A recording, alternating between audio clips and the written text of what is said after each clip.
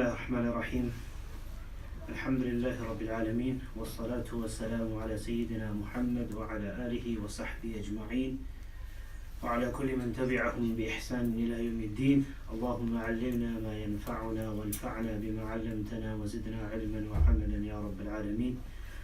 اللهم أرنا الحق حقا وارزقنا اتباعه وأرنا الباطل باطلا وارزقنا اجتنابه وبعد. Special brothers and sisters, Assalamu alaikum wa rahmatullahi ta'ala wa barakatuh. Once again, it's an honor and a privilege to be here at Ha Meem. It's my third or fourth time, I can't remember. Third time, I think, maybe more. May Allah reward all of you, your team, for doing all the great work here. And part of that is organizing these weekly halaqa gatherings. Halaqa is a gathering. And so I would like to thank all of you, Dr. Ridwan as well, for inviting me once again. Today's topic, I don't want to make it too long, and I don't know what happens. Every time I'm coming to Ha Meem, I develop a flu. I don't know if the problem is with me or with you, or it's a good thing. I remember last time Dr. Ridwan was introducing me, and I told him just beforehand, I said, I've just got this flu for the past few days, and he also said it, and I was okay until yesterday. Yesterday morning, I just developed it. So, alhamdulillah, it must be some kind of connection, inshallah. So I don't want to take too much time. Very briefly, we chose of this topic 2-3 months ago, or 2 months ago. The title was Identifying and Learning from True Scholars. We are in the month of Rabi'ul Awwal, so I want to kind of connect it to the greatest scholar of all time, our beloved Messenger sallallahu alaihi wasallam, and recognizing and identifying an alim, a scholar, is on the basis of, well, the criteria is the greatest scholar, the Messenger sallallahu alaihi wasallam, and that's how you recognize anyone. Before I do that, not too long inshallah, I think what I want to first say is that one of the crises of the time, I consider it to be a calamity or a crisis of the time. We have a lot of problems in our midst, but one of the crises of the time is that the general Muslim public do not recognize and do not identify who the real people of knowledge are, who are the true warathatul anbiya, the successors. The hadith says, Innal ulama'a warathatul anbiya. Innal ulama'a warathatul anbiya. Indeed, the scholars are the successors of the prophets. And this is really a problem, because in this day and age we find that there is a lack of recognition. People recognize scholars based on certain criteria. Like, for example, how a person looks. I've got a Moroccan thobe today and a scarf. If I didn't come in this, maybe I might not be recognized. It depends how you look. Some people recognize and identify scholars by how good voice they might have. I'm not saying these things are wrong. Wearing a thobe is good voices, but I'm just saying that these are not the criteria or the steps or the basis on which you would recognize a scholar. How good voice somebody has, how great Qur'an somebody recites. I know in some communities everybody wants to be the Imam of Haram. Anyone who recites like Shaykh Sudais and Shuraim is a scholar. Some recognize and identify scholars by how great speech they give. Giving a speech is not necessarily an indication of knowledge. There are people who might know 2%, but they can speak in a really good way, and there might be somebody who knows much more, 98%, but can't speak as great as this person. That somebody might be a da'i, but not necessarily an alim. There's a massive difference between an alim, a scholar of Islam, and a da'i, a preacher. A preacher is good as well. These are all good things, but not necessarily a criterion of being an alim. And there's many other things. Some people recognize scholars based on how many amulets they can make for you. Some people think Islamic scholarship is all about just what? It's about giving shifa to people, curing people. That's got nothing to do with Islamic scholarship. Or dream interpretation. You know, the amount of times people ask me about dream interpretation. I've got now a, when you have an email, what's that word I'm looking for? Just like a Folder. not a folder, but like a ready-made template email. Copy and paste. I do not interpret dreams. I thought you were a scholar, you don't know how to interpret dreams. Well, I studied for 25 years, 30 years, but I've never studied one day about how to interpret dreams. That's something completely different. It's got nothing to do with Islamic scholarship. Making amulets has got nothing to do with Islamic scholarship. Treating jinn and black magic has got nothing to do with Islamic scholarship. Blowing on people has got nothing to do with Islamic scholarship. Islamic scholarship is something else. Treating jinn, black magic, amulets, dream interpretation, good voice, looking good, all of this, reciting good Qur'an, these are good things, and some things people might do in a wrong way as well, but good things generally. But it does not necessarily mean a person is an alim or a shaykh or an allama or a mufti or an alim of Islam. An alim of Islam is someone totally different. And this is a problem in our times and the reason why this is a crisis is because this problem is an offshoot of another problem. The other problem is the general widespread ignorance. Because the general public are very ignorant about deen, then the offshoot of that is you won't recognize true ulama. You see, you have to have some understanding, you have to have some knowledge, you have to have some ilm, some aql to recognize other people of knowledge.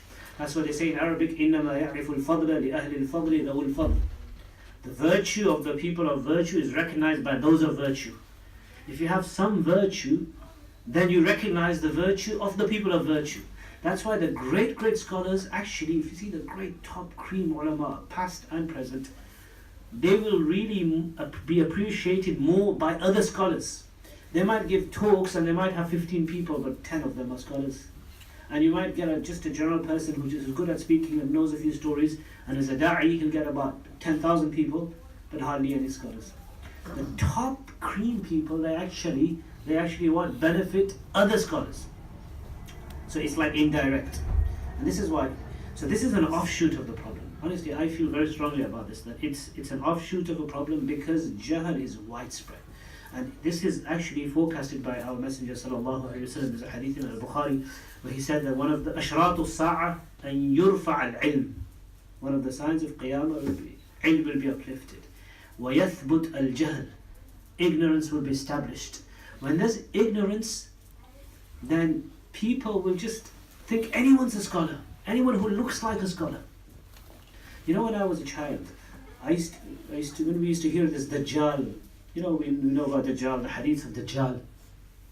That Dajjal will come and people will be affected and influenced by him. I used to think to myself, but would people be so crazy and mad, to sort of fall into his deception? Like, how can he? Because we read in the hadith, this was when I was a young child, 10, 11, that, he'll have written kafir on his forehead and one-eyed and all of that. Isn't that like a sign? But how will they still fall for him and get deceived by him? I couldn't understand that how human beings would be deceived by Dajjal despite having kafir written here, but people will follow him and flock behind him, and there'll be hundreds and thousands of people following him. I actually understand this now, why this happens. It's easier to understand. Sometimes you just don't understand where people's brains have gone. I'm just speaking very frankly about this topic. Sometimes somebody might just come and vulnerable people who have got hardships in their life. Anyone gives them a bit of what? A bit of light that, if you come to my gathering and I touch your forehead, then your whole life will be cured for the rest of your life. I just have to just blow on you and you're done forever. Maybe through a mic as well, I don't know, like that. And the whole world, hundreds of thousands of people, where is the came out from nowhere? This is why if you look at all the prophets in the Qur'an, وَإِلَىٰ عَادٍ أَخَاهُمْ هُودًا وَإِلَىٰ أَخَاهُمْ, Allah sent the prophets from the same tribe, not somebody who just randomly emerged from. The Messenger sallallahu alaihi wasallam was called as-Sadiq al-Amin, as-Saduq al-Amin, before even he was given prophethood. They knew him. they saw all his history, and then now this person is saying that I'm a prophet of Allah, then of course. But just suddenly somebody just randomly pops out from somewhere and says, you know what, I'm going to cure the whole world. The greatest shaykh in the world, alim, is somebody who cures people. Curing is not part of Islamic scholarship. That's that's health issue. It's got nothing to do with Islamic scholarship. You go to Hakim for that. We don't study. I mean, I've studied 20, 25, 30 years, different places. I never had one day lesson on how to make an amulet. Any institute, whether in England, whether in the subcontinent, Pakistan I studied, Syria, Yemen, anywhere. There's no one lesson on dream interpretation, no one lesson on curing people, no one lesson on treating jinn or black magic, no one lesson on any of these issues. It's got nothing to do with ilm. Ilm is something else. These things might be something else on the side, I don't know what they are, but ilm is something else. Who is a real alim? This is what we need to identify, and this is what, and why do we, the question might come into our minds, why do we need to recognize and identify true scholars from the ones who are not considered to be, I'm not saying they're all bad, but they might not be scholars. There are other people who are good as well, but they're not scholars. So why do you understand my point? We're not saying that some people are bad, we're just saying that we need to identify who a true scholar, who an alim is, and to know this one's a da'i, this one's a alim. I can listen to his talk for motivation, but this is an alim. Why do we need to identify? Because we have been given this deen, Islam. Allah subhanahu wa ta'ala removed ignorance in the world, the darkness of ignorance with sending of the prophets. Allah subhanahu wa ta'ala removed ignorance. You know, the way Allah removed ignorance in this world was inzal al-rusul and irsal al-kutub, sending of books and sending of messengers. These messengers and prophets, all of them came, they taught the contents of the book. You know, if you look at this, there's no example ever of Allah subhanahu wa ta'ala sending a book. There are many examples of Allah subhanahu wa ta'ala sending a messenger or a prophet without a book. No example of a book without a prophet. Have you understood that? So many examples of prophets coming, but no book, no new scripture was given. But no example that a book was given without a prophet. Tawrat, Zabur, Injil, Bible, Qur'an, Suhuf Ibrahim or Musa. There is no example of a scripture being given to humanity and no prophet sent with it to teach it. Allah could have sent us the Qur'an. We could have always just woken up in the morning and found the Qur'an under our pillow. Or the Qur'an could have just dropped from the sky and dropped right in the middle of Hanslow. Down. All of you pick up the Qur'an and read it yourself and understand it. Could have been possible. The reason is because it is not possible to understand without a teacher. So Allah subhanahu wa ta'ala used both these methods and means. Send prophets, send books. Now these prophets taught the contents of the book of Allah. Like our Messenger sallallahu alayhi wasallam, he taught the Qur'an, which is the Sunnah. His Sunnah is the explanation of the Qur'an. And then the removed ignorance through his teaching, and then the companions, Sahaba radiallahu anhum, took from him. And then the tabi'un and people after him, and generation after generation. So real scholarship and ilm is, so the question I said, which needs to be answered, why do we need to identify? Why do we need to identify and recognize those people who are genuine scholars, both past and the present? The reason is because this understanding of the deen that has been transmitted and has been passed down from Allah's Messenger sallallahu alaihi wasallam through chains and generations after generations, the companions understood first and foremost, Islam. Sometimes nowadays people they say, I understood this from this Quranic verses. This verse of the Quran doesn't indicate this particular ruling. The issue is that what did the companions understand from this verse of the Quran? Where the Quran was being revealed, what did they understand? If the companions are telling us, this is the meaning of this ayah, they passed that understanding. So we have a mainstream understanding. And within that, there are differences, like you have the madhabs and Shafi'i, Maliki, Hanbali, all of that. But there is one traditional mainstream understanding of Islam. There are some things outside that mainstream. But that mainstream understanding that has been passed through generation after generation after generation requires good, sound, solid knowledge. It requires sound, solid knowledge. Throughout history, if you look at the real scholars from the Sahaba time, Abu Hurairah radiallahu anhu, someone who hardly ever slept or ate or anything, day and night, he would be on the floor of Masjid of the Messenger sallallahu alaihi wasallam in pursuit of knowledge. Many other companions, you look at it, I mean this is not the topic, but if you look in history, there's people who traveled. Baqi ibn Makhlad, he said, I made 2 journeys. One journey was 14 years, another journey was 20 years. 34 years traveling the world seeking knowledge. Imagine. Still he doesn't consider him to be a scholar. You know, I said this recently once, that the earlier scholars, despite being everything, they thought they were nothing. Now us, despite being nothing, we think we are everything. Imam Ahmad bin Hanbal, he traveled for like 20, 30, they were studying for 30, 40 years. You know, these great people, I'm telling you, there's books written on this. Shaykh Abdul Fattah Abu Ghudda, rahimahullah, one of the great Syrian scholars, he wrote a book called صفحات من صبر العلماء على شدائد العلم والتحصيل. Pages of scholars, their patience on seeking knowledge. So many of them did not marry because they said, if we marry, there's no time to study. So many of them, they hardly ate. You know, they hardly ate food. They would not have time to eat a meal. Once one of them said that the most difficult time for me is the time I eat because I don't have time to eat. There are people writing 16 volumes, 20 volumes, 40 volumes, 80 volumes of books. There are people who passed away, and when they took the average of how many pages they not read, wrote from the time they reached puberty till the time they passed away, average 80, 90 pages a day they were writing. Ibn Hajar al-Asqalani is writing 16 volumes commentary of Bukhari. Imam Nawawi, Imam al-Tahawi, and just many, many scholars. These were not people who were giving amulets and treating like magic. These were great scholars who preserved. What did they do? They preserved traditional Islam.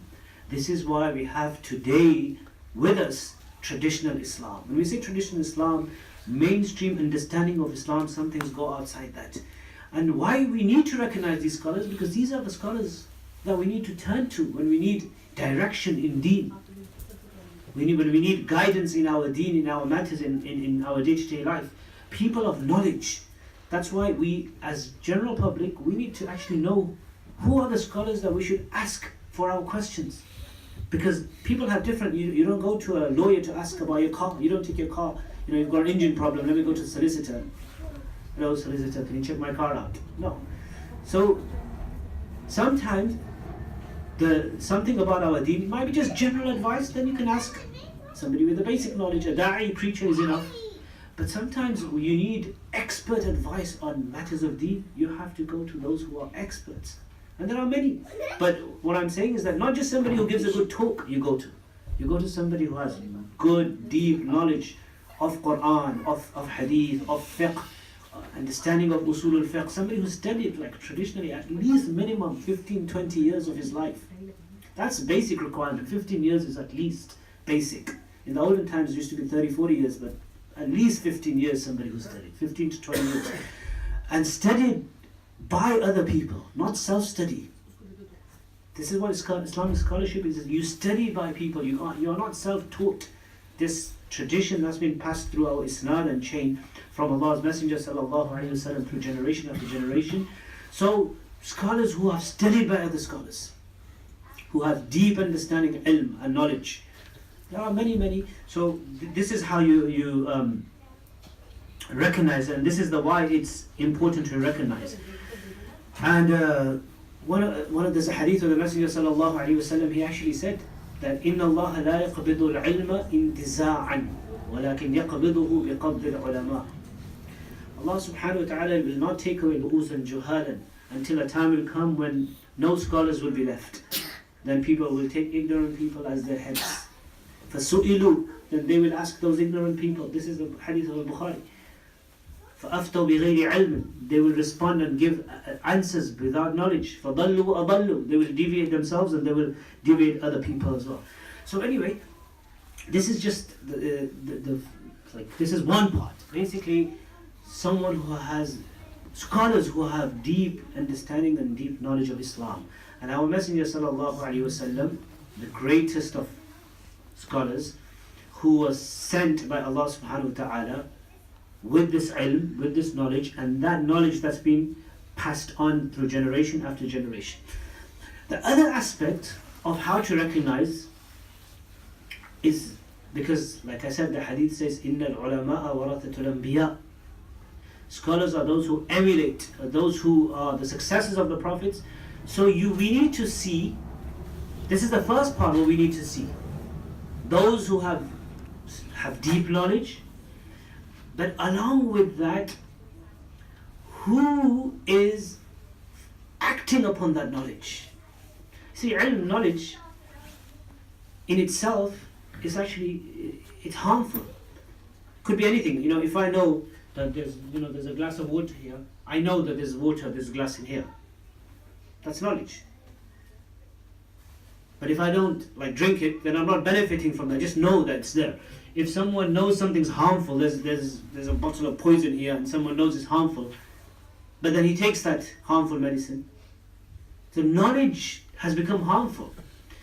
So the very important part of this identification of scholars is that they act upon knowledge. And actually, according to the Qur'an, knowledge without practice is not even knowledge. Allah subhanahu wa ta'ala talks about the Banu Israel in the Qur'an in a verse, I can't remember the exact surah, but he says, وَلَقَدْ عَلِمُوا لَمَنِ اشْتَرَاهُ مَا لَهُ فِي الْآخِرَةِ مِنْ خَلَاقٍ. He said, they knew, he was talking about a certain thing, that they knew, لَقَدْ عَلِمُوا. He affirmed knowledge for them. They knew what they were doing is that it's not good. And then at the end of the verse, Allah said, لَوْ كَانُوا يَعْلَمُونَ. Had they known. Beginning of the verse, Allah is affirming knowledge for them, and then at the end of the verse is denying knowledge from them. Because they did not act upon the knowledge. If you don't act upon the knowledge, then it's no knowledge. So, therefore, this is a very important part of recognition. Who are those people who, first of all, have this deep knowledge of Islam in all the major sciences, not just learn Arabic language, deep, like I said, 15, 20, 25 years of study under great scholars. And I don't have time for that, but there's numerous examples. And then the second part, that they act and they emulate Allah's Messenger sallallahu alaihi wasallam. When we say act upon the knowledge, they emulate him. When you say emulate him, again, I'm going to explain what this emulation is. Not just when we say emulate him, we have to look at the life of the Messenger sallallahu alaihi wasallam. Do we see the emulation in this person's life of Allah's Messenger sallallahu alaihi wasallam's life? Sadly, again, this is another problem. The way we live, we are far away from the way of the Messenger sallallahu alaihi wasallam. It's sad. We need to try to, inshallah, improve. Let us look and let us test our lives with the life of the Messenger sallallahu alaihi wasallam. In all aspects. How much did he eat? How much do we eat? Nowadays they say a scholar is the one who eats the most. Not necessarily so. It shouldn't be like that. Allah's Messenger sallallahu alaihi wasallam, 3 crescent moons would pass by, 2 months would pass by, no fire would be, nothing cooked on the stove. He lived a life of simplicity. This is the criteria. He was extremely humble. The Messenger sallallahu alaihi wasallam was extremely humble. If we see this in the life, despite being everything, thinking nothing of himself or herself. This is the criteria. The Messenger sallallahu alaihi wasallam, one of the hallmarks of his personality was he was simple, sincere, and humble. If you look at all the Sahaba, all the Tabi'un, all the Salaf, all the great pious scholars, all the major scholars, great people of our ummah, from Imam al-Ghazali to Imam al-Tahawi to Imam al-Nawawi to Imam al-Dhahabi to, all from all different, fields and sciences. Every single one of them, what made them huge and great and big was they were sincere, and they were simple. You know what I mean by simple? Sincere and simple. There is no artificial behavior in their life. Why? Because they saw Allah's Messenger sallallahu alaihi wasallam, who lived a life. Allah subhanahu wa ta'ala, when Allah subhanahu wa ta'ala, there's a hadith, and actually this is a very good book, it's been translated into English as well, but there's no time, so I'm not going to read passages from it, but I thought Sayyiduna Muhammad Rasulullah sallallahu alaihi wasallam, our master Muhammad sallallahu alaihi wasallam, it's in 2 volumes in English. Somebody's translated it. This was written by somebody from Syria called Shaykh Abdullah Sirajuddin, rahimahullah, the teacher of some of my teachers, an amazing scholar. He passed away in 2001. He has many books. The famous one is his Sharh Manduma al-Baiquniyah. He has a whole chapter in there. عِظَمُ تَوَاضُعِهِ sallallahu alayhi wasallam. The humility of the Messenger sallallahu alayhi wasallam. All these great scholars, they were humble because you see, the tree that has a lot of fruit is always laden with fruit, is always humble, down. And this is the problem today we have, that people have nothing but they think they're everything. Someone does a weekend course, Akhi Hayakallah, I'm a big shaykh now. Or somebody does a weekend course somewhere, or goes Syria for like 30 days, or Yemen for 10 days, whatever. And that's it, they come back and they stick with a few scholars and that's it, and the scarf comes on. And I'm not saying that's wrong, but it's more of a fashion. If you look at early people, there was nothing, no entourage, nothing. Why? Because they saw the Messenger sallallahu alaihi wasallam. Look, there's a hadith here. كان أشدهم إكراما لأصحابه. The Messenger sallallahu alaihi wasallam would be the most in honoring his companions. لا يمد رجليه بينهم. In another riwayah, لا يرى مادا رجليه بين أصحابه. He was never seen to stretch his legs towards his companions. Imagine the companions would love if he stretched it towards anyone. These are his companions, he never stretched his feet. Never they were seen 2 people walking behind him. كان يمشي خلفه. He would walk behind people. This is the criteria. Now the entourage is, you come in an airport, there's 500 people collecting you and 600 people dropping you off, and then all sorts of things. This is why I'm saying, I'm being very, very frank and honest, how far are we from the Messenger sallallahu alaihi wasallam's life? We live in a celebrity culture. Everything's celebrityfied. I don't know if that word is right or wrong. And even us, students of knowledge and scholars, we've been affected by that because of the celebrity culture. If you look honestly at the history and the biographies of the early people, nobody would know who the scholar is amongst the people. Even the Messenger sallallahu alaihi wasallam, in the beginning he would sit amongst the companions, nobody would know who he was. That's why there's this one narration where Aswad al-Ra'i, who came and he said, Man minkum Muhammad. He came and they were all sitting. He said, who's Muhammad amongst you? Nobody knew who he was. Somebody had to say, Hada rajulul abyadul muttaki. This one, leaning against the pillar, fair complexion, that's him. He would sit with them. Then the companions had to request the Messenger sallallahu alaihi wasallam. He said, oh Messenger of Allah, you know what, when people come, they need to learn from you. Sometimes it's difficult they can't identify you, they'll come, they won't know who, they ask someone who, because you're amongst us, can we not make a special place for you? So you sit on there and teach us, so that when someone comes, people know who the teacher is and who the students are. After so much stressing, he finally accepted the idea that it makes sense that if people come, then I should sit here. So that they know that I'm teaching. But before that, he actually used to sit in the middle. No special place for him. And I was saying this, that actually he chose, Jibreel, peace be upon him, Allah asked him through the angel, do you want to be a prophet, malak, nabi, and a life of like a king, or do you want to be a slave and a prophet? He looked at Jibreel alayhi salam, and Jibreel alayhi salam, there's a long narration, it's in this kitab. he indicated that, choose the slave, and this is what he wanted. It fitted in with his nature. He chose to be a Nabi and a Abd. And then he said, I am a slave. آكُلُ كَمَا يَأْكُلُ الْعَبْدِ. I eat like a slave eats. وَأَجْلِسُ كَمَا يَجْلِسُ الْعَبْدِ. I sit like a slave sits. Not like somebody, like a big shaykh sitting like this, and there's 5 people pressing his head and 2 people pressing his feet in front of other people.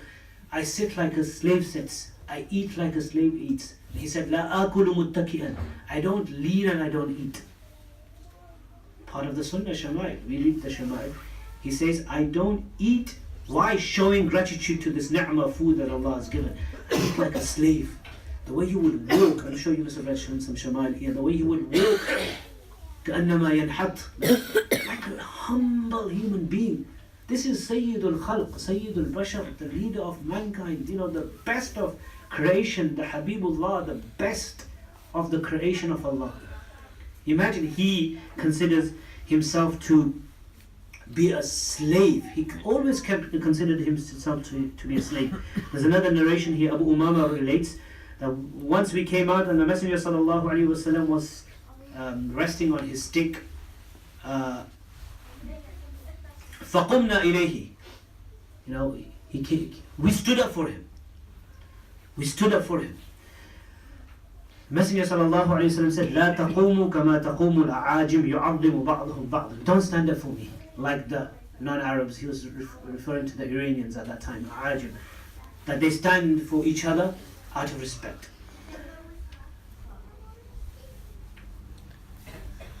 So the Sahaba, he told the companions not to stand for him. Now standing up is fine. There's other narrations as well, out of respect for someone. Actually, the Messenger sallallahu alaihi wasallam once told some of them to stand. For Sa'ad ibn Mu'adh, he said, قُومُوا إِلَى سَيِّدِكُمْ. So out of respect, not a problem. But he himself did not want anybody to stand up for him. The companions, actually there's another hadith where they said that, when he would come, we had to literally put knives on our hearts. We so much want to stand up. Who wouldn't want to stand up for the Messenger sallallahu alaihi wasallam? But because he told us, it was such a struggle. We just, we couldn't, but we followed his command over what we wanted to do. And that's real adab. Real love is what? Not doing what we feel like, taking out our love. Real love is what? What the beloved wants. What the beloved wants. Sometimes we don't recognize with scholars and with teachers and with elders and with parents. We think, like some people, they just don't like one of my teachers, students used to take his shoes. He used to say, dude, why are you stealing my shoes? I don't like nobody holding my luggage and my baggage. Don't. Now some people fight with the shaykh. No. He just doesn't want it. If he doesn't want it, what makes him more happy? If that makes him more happy, then your respect is based on giving him that what convenience. So the Messenger sallallahu alaihi wasallam would not and the Sahaba wouldn't stand up for him when he would come. They actually obeyed his command, except on a few odd occasions. And when he said don't stand up, which is not allowed, is when the Arajim, how they used to do it, the Iranians, is one person would stand and the rest would be sitting down. One person would sit and rest of them, how they offer salah, would just stand in front of him like this. That's not allowed. That's mentioned in another hadith. But to stand up for someone out of respect is permissible. So, and there's Imam Nawawi wrote a whole book on this. Imam Nawawi wrote a whole book in 30 pages, the ruling on standing up. And there's another hadith that whoever likes that people stand up for him, do not stand up for him, for sure. There's a clear hadith that if anybody you recognize and you see that this person actually, he loves that people stand up for him. He likes it, gives his hand like this, kiss my hand, he feels good about this, then don't kiss his hand. Because even kissing hand, there's two kind of narrations. The Messenger sallallahu alaihi wasallam himself, he never liked. He actually there's another narration that he went into the market. He would go in the market himself. He went to buy shalwar, sarawil, a lower garment, into the bazaar. He could have told 100 murids to go and buy him. Companions, they would die for him. He went himself. He was buying himself. He gave 4 dirhams of the to weigh. When he was saying, he said, make sure weigh properly. Take a bit extra, but don't take less. So the person who was selling, he said, this is the first time a customer is saying that take a bit less, take a bit more, but don't take less. Abu Hurairah radiallahu anhu was with him. He said, do you know this? Have you recognized this is the messenger of Allah? Oh, it's the messenger of Allah sallallahu alaihi wasallam. We didn't even recognize him. So he quickly, he tried to kiss his hands, and he said, no, don't kiss my hands. He never wanted that. And then Abu Hurairah radiallahu anhu said he gave the money and he took the shalwar or the trousers. And then Abu Hurairah radiallahu anhu said, I tried to take it from him. He said, look, he said, no, I can hold my own luggage. The person who owns his stuff is the most rightful of holding his own luggage or his belongings. And you see this in examples of great scholars. There's so many stories of stories of scholars in a similar way. There's another incident where the Messenger sallallahu alaihi wasallam and the companions radiallahu anhum, they were going to eat. They slaughtered an animal. So the companions were what? They were all dividing the chores. One said I'll slaughter, one said I'll skin the animal, one said I'll cut it into pieces, once, who's going to cook. The Messenger sallallahu alaihi wasallam said, my job is I'll go and get the sticks, the wood, and I'll burn the fire. Companion said, Ya Rasulullah, you don't have to do anything. You relax, Shaykh. You don't have to do anything.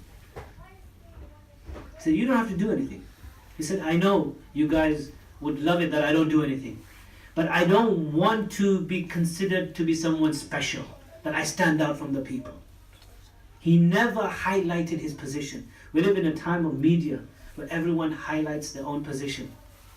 Social media and media itself has given us this, that when, there was a time when only important people were important. Now everyone's important. Everyone's got a Twitter account and everyone's got a status. This is what social media is doing, making everybody important. People highlight. There's ways. How do you highlight your status? How do you become important? How do you make a vlog or a blog or a clog or whatever on YouTube, etc.? And how do you become special and a celebrity? The Messenger sallallahu alaihi wasallam was trying to hide as much as possible. He never highlighted his status. Yet Allah's given him the high status. Imagine this problem. He never had to highlight his status. وَرَفَعْنَا لَكَ ذِكْرَكَ. He has got the highest status ever. Allah gave him the status. You don't have to highlight. This is why the great scholars of this ummah are such that their status is automatically highlighted by Allah. They don't have to do anything. You might see them walking anywhere. They might sleep on the... He's one of my teachers, mentioned his name. I've seen him in the bazaar. He's sleeping on the floor in a masjid somewhere. Nobody recognizes it. That's how it is. When I was studying in Pakistan there, students wouldn't know who he is. Someone would come from the back. I remember once a student came and tapped. He thought he was somebody else. Yo! I looked back, this is our teacher. Can't recognize difference between him and students. He's not coming with an entourage, 16 people walking behind him, and 15 on this side, and 15 on this side, and everyone's like... Sometimes the public spoils the scholars. I'm being honest and frank here. We spoil them, we give them extra, sometimes, and it could be counterproductive. So that's why, in Mina, I'm ending. So when the Messenger sallallahu alaihi wasallam, when they went to Mina, Aisha radiallahu anha, she said to the Messenger sallallahu alaihi wasallam, said, "O Messenger of Allah, we've come to Mina. Can we not make a special place for you so that you can be like shaded? For you, a special place, special room for you. Special room for you." He said, "No. Al-Mina munakhu man sabaq." No special place for me. Mina is such a place, you'll be all slaves here. Whoever gets there first, that's his place. You don't reserve place for anybody. This is a hadith in al-Bukhari. There's just so many examples, just some examples I just picked up of Allah's Messenger sallallahu alaihi wasallam. So, this is the tawadu or the humbleness and the humility of the Messenger sallallahu alaihi wasallam. Despite being everything, he is not considering himself to be anything. We see the same with the Sahaba companions radiallahu anhum and the great scholars of this ummah. Look at Imam al-Ghazali, just his life. You know, when he felt slightly that now he's maybe become a celebrity, as soon as he thought that I feel I'm a celebrity, that's it. What did he do? He abandoned everything and everyone, went into hiding. Where did he go? He was in Damascus. Jami' Umawi, between Damascus and Palestine. Masjid al-Aqsa, which is all Sham. There's an area in Damascus, in Jami' Umawi. When I used to study there, we used to actually, you know, the location, the place where they say that Imam Abu Hamid al-Ghazali, rahimahullah, would write his Ihya Ulumuddin. And the students studied there, we used to study there. And then also, if you go Palestine, Masjid al-Aqsa, like the Aqsa boundary, I was there last year, the whole Aqsa, there's a special place they tell you where Imam al-Ghazali used to stay and retreat. Nobody would know. He would move from one place to another. He went into hiding because he thought, that's why he wrote Ihya Ulumuddin and then the Khulasa, Bidayatul Hidayah. If you just read Bidayatul Hidayah, it's like a summary like of Ihya Ulumuddin. It's talking about, you know, how ego and how all these things can affect a person of ilm and knowledge, and how he thought that, you know, he was becoming too popular, and was he really doing it for Allah or for the dunya or for popularity, for wealth, for money. He left everything and he went into retreat for 15-20 years. People have done that for knowledge as well. He did it for tazkiyah, for the heart. There's one scholar in Syria, he was called Shaykh Salih Farfur, rahimahullah, very amazing scholar. He passed away in the 80s. He's a teacher of some of my teachers. After he finished teaching, this is to do with part one, you know, the knowledge part. After he finished studying for 15-20 years, one day he was teaching, he was young and he was teaching, somebody asked a question and he didn't know the answer. He said, Astaghfirullah, I don't know the answer. So what he did was, I'm not teaching anymore. He went and locked himself 12 years in his house full of thousands of books. And he said, 10, 12 years, I want to just study and learn. Read everything. Like 10 years meaning he would only go to Salah, etc. But people didn't see him much. 10 to 12 years, he locked himself up and lived in a library, slept in a library, ate, drank, slept, dreamed, breathed books. And then he finally came out, and then he started teaching and became one of the great scholars of Damascus, Syria. That's to do with the ilm part. But I was talking about the second part. Look at Imam al-Ghazali, great scholar despite thinking of nothing of himself. There are examples of, if you look at Imam Malik, rahimahullah wa radiya anhu, you know, he says that ما أفتيت حتى شهد لي 70 ممن هو أعلم مني بأني أهل لذلك. I never gave anybody a fatwa or a religious ruling, answered a question, until 70 people gave testimony, and not 70 normal people. Man huwa a'lamu minni, 70 people more knowledgeable than me said you are worthy of now giving religious verdicts. People above me. Because people below you, everybody can say, like not Facebook followers, Facebook, whatever, you know, you just, you know, do anything and you get 500 people saying, Shaykh, oh, amazing, amazing, you know. Everyone thinks you're a Shaykh. The real sign of someone's greatness is when people above you, the great people above you, give testimony that you are worthy. Your teachers and great scholars. This is what Imam Malik, 70 people, just imagine. The important part, I don't think, is 70. The important part is more knowledgeable than me gave testimony.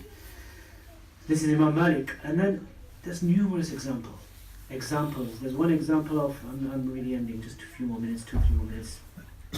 People like this, there's examples of stories of great scholars who have actually, I remember one incident where the teacher was teaching and it started raining, and all the students, they quickly were taking their books and their pens and their papers and trying to cover up and, you know, going, because they were in the courtyard.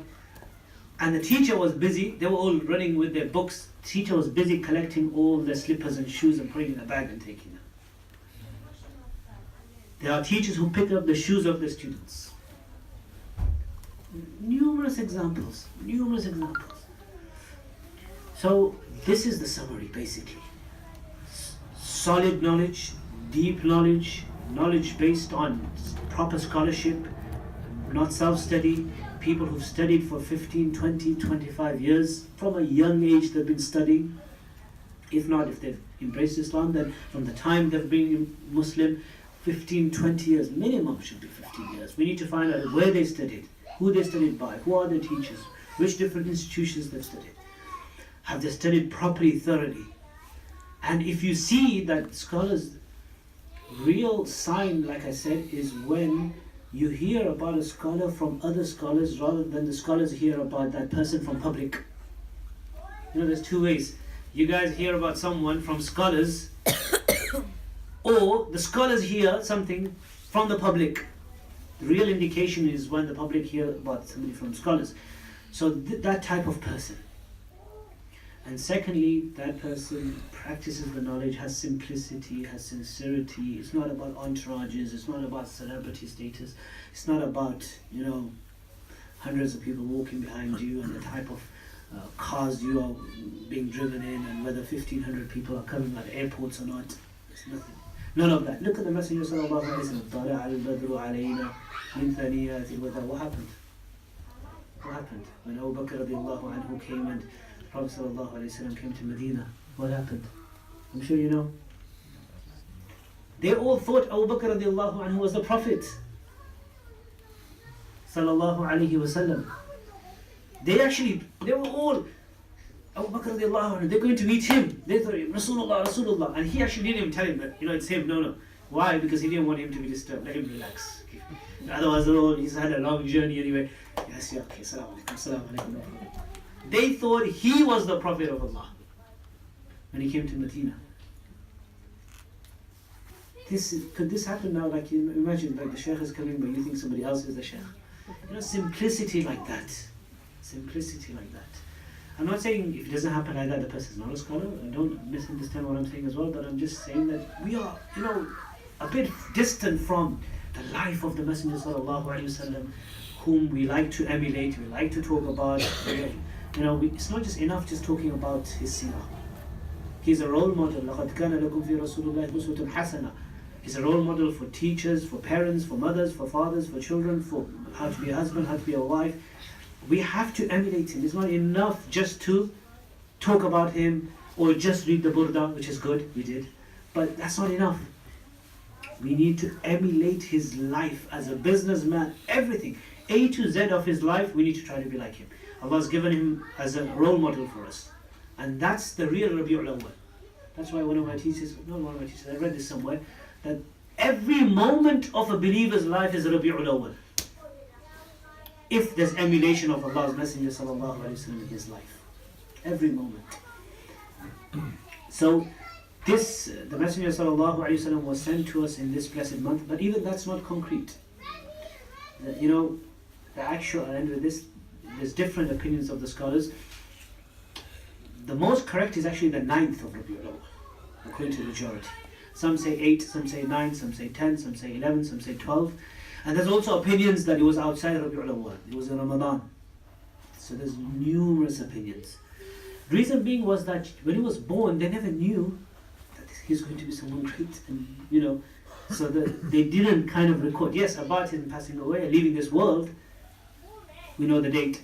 But in terms of birth, there's numerous. The only thing that's concrete was the year which was Amul Fil, and Rabi'ul Awwal is like 90%, but still there's great historians and seerah authors, Ibn Hisham and people, some have said Ramadan and some have said other months, but most likely Rabi'ul Awwal. And then within Rabi'ul Awwal, anything from 8 to 12 is most likely. Some said 27th Rabi'ul Awwal, but most people have said 9th, majority. So, and this is the greatest incident that took place in the history of humanity. The birth of the Messenger sallallahu alaihi wasallam. Is there anything greater than this? Nothing great. So now this great gift that Allah gave us, His life, we have to emulate that life, inshallah. May Allah give us the tawfiq, the ability to be like, or try to, we can't be like Him. We can't be like Him, but try to be like the Messenger sallallahu alaihi wasallam. Some people take 10% of his life, some take 5%, some take more. The more we take, the more better we become, the more we become close to him, the more we will be close to him in the hereafter. In the akhir, inshallah, may Allah make us like him and close to him and act upon his sunnah and try to emulate his ways in everything, the way we eat, the way we live, the way we walk, the way we talk, the way we do, anything. That's the real sunnah, inshallah. May Allah grant us tawfiq and